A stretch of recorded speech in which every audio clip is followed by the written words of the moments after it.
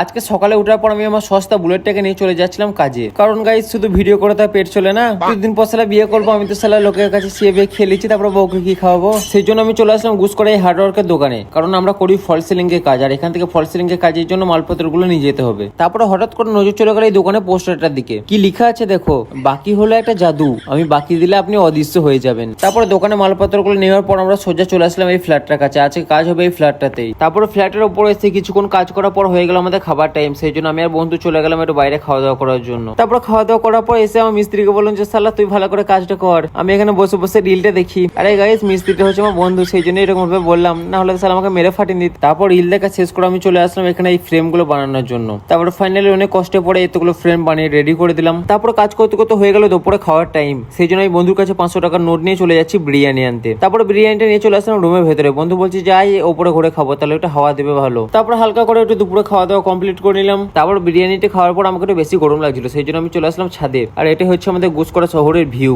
আর কে কে গুসকরা থেকে আমার ভিডিওটা দেখছো তারা কমেন্ট করবে। টাটা বাই বাই, আজকে ব্লগটা এতটাই।